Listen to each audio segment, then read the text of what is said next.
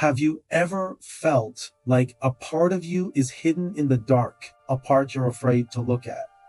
I used to feel that way. I was haunted by a shadow, a presence that followed me in my dreams, a constant, unsettling weight. I thought it was some kind of monster, something evil trying to destroy me. I spent years running from it, trying to push it down, but the more I resisted, the stronger it grew. It was exhausting. I felt like I was living half a life, always looking over my shoulder, even in my own mind. It wasn't until I started talking to a therapist that things began to change. I told him about the recurring nightmare, the dark figure that terrified me. His response wasn't what I expected. He said, "The shadow is not evil. It is what you have not yet accepted. The more you avoid it, the more powerful it becomes." Those words struck me like lightning. It wasn't persecution. It was a call for recognition. For the first time, I considered that this figure wasn't a threat, but a mirror, reflecting parts of myself I had disowned and refused to see. This shift in perspective was monumental. Fear was still there, but now it was mixed with curiosity. What was this shadow trying to tell me? What part of me had I locked away for so long? I knew a final confrontation was coming, but this chibi, I wouldn't run. I was ready to face it, to understand it. That night, a deep sense of calm settled over me, even as my heart raced with anticipation.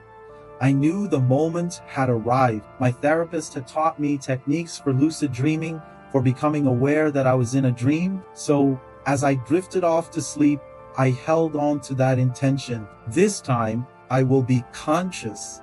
And I was. I found myself standing in a long, dark corridor. The silence was absolute, broken only by the echo of my own footsteps. The walls seemed to breathe, pulsing with a faint, dark energy, and a thick mist swirled around my feet. I knew it was there, waiting.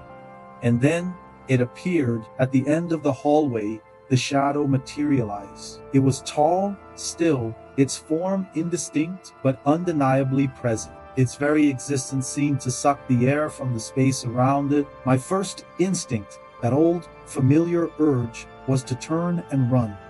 Flee, escape. But something held me in place. A new strength, a resolve I didn't know I had. I took a deep, shaky breath, the air cold in my lungs, and I spoke into the silence. "I know who you are." It didn't speak, but it moved. A hand darker than the surrounding darkness extended towards me. My body screamed at me to back away, but my soul urged me forward. I reached out and touched it. The moment our fingers met, an explosion of memories flooded my mind. Not just memories, but feelings. An abyss of my own making. Every mistake I'd ever made, every lie I'd ever told, every surge of anger I'd suppressed, every fear I'd hidden away. It was a whirlwind of everything I had tried to bury, and it was overwhelming. But in the midst of that chaos, something incredible happened. As I stood my ground, accepting the flood, the shadow began to change. Its dark, menacing outlines started to dissipate like smoke in the wind. The terrifying form dissolved, and in its place stood me. It was my own face, my own eyes, staring back at me. And as I looked at myself, at this reflection of my hidden parts, I didn't feel disgust or shame. I felt compassion, a deep, profound compassion for this part of me that had been so lost and alone. I finally understood. The shadow never wanted to destroy me.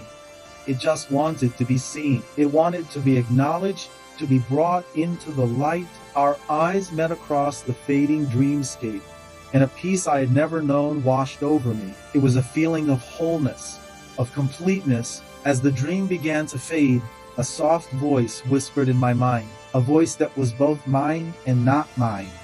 "Now you are whole." I woke up to the sun streaming through my window. The room was the same, my bed was the same, but I was different. The heavy weight that had sat on my chest for years was gone. I felt light. Later, While making coffee, I caught my reflection in the kitchen window. For a split second, I thought I saw the shadow standing behind me. My heart skipped a beat, but then I realized, it was just me, and I smiled. It hadn't left, it hadn't been defeated, it was simply part of me now. The days that followed were serene. The constant internal battle was over.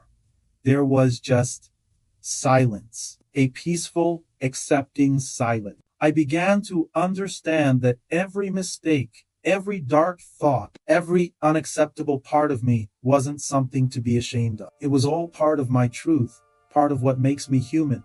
When I saw my therapist again, I told him everything. He just smiled knowingly and said, "You see, you didn't defeat the shadow. You integrated it. That's the secret, isn't it? The journey isn't about fighting our demons.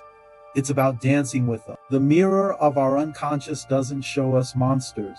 It shows us the parts of ourselves we've hidden away, and facing that reflection, truly looking at it with courage and compassion, isn't a threat. It's the beginning of a beautiful transformation. It's how we become whole." Thank you so much for joining me on this journey today. If this story resonated with you, please consider liking the video and subscribing for more explorations into the mind and soul. See you next time.